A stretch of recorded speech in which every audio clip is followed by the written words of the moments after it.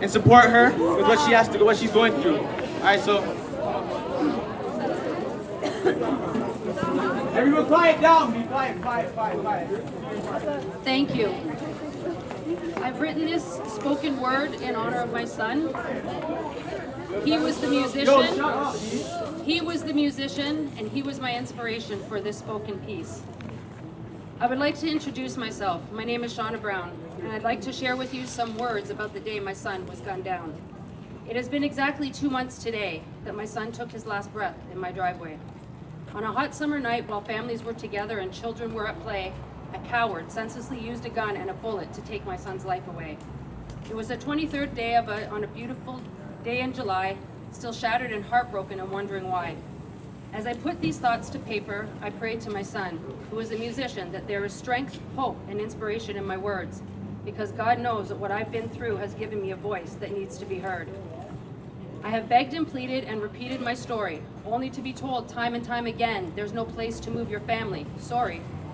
Some can say that my anger and frustration is misdirected. On the contrary, someone needs to ensure my family is protected. All we have asked for is a safe place to live where we are not victimized daily by the memory of this tragedy. A place to call home for my daughters, granddaughter, and I, feeling safe and free.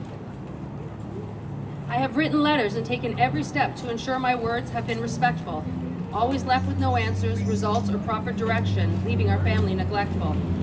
It's a shame there is not a process in place to ensure efficient delivery and access to victim resources and services. Instead, you get bounced around with no one taking accountability or taking action, leaving you feeling like you're in a three-ring circus. Our government values talk about accountability and transparency, yet they fail to acknowledge victim resources like housing as a priority. Just the other day, the Prime Minister addressed the UN and spoke of Canada's need for safe and affordable housing.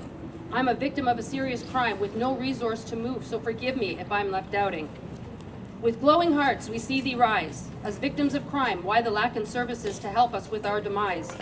From far and wide, it's time to hold those accountable for the lack of essential victim services they don't provide. Yes, there are resources to comp us financially, but there is no amount of money that will ever compensate us for the loss of our family. Those who can relate, I plead with you not to promote and continue the hate. Let's stand together and we will be a louder voice. In this great land of ours, we have freedom of speech. Together, we can make that choice. Social media is such a powerful tool, yet most of you don't realize you're being played a fool. A YouTube video gets more views for a puppy stuck on his back, but not as much views for a son, brother, father, friend losing his life to a Mac. We can choose to not lie down and be further treated as victims. Together, we can raise awareness and fix this broken system. We have a serious problem right now in our society. Too many guns taking lives so callously. Change is only going to come if we come together as a nation. We can all make a difference next year at the polling station. Thank you for taking the time to hear my plea. Hopefully my words will bring awareness and these issues will be taken seriously.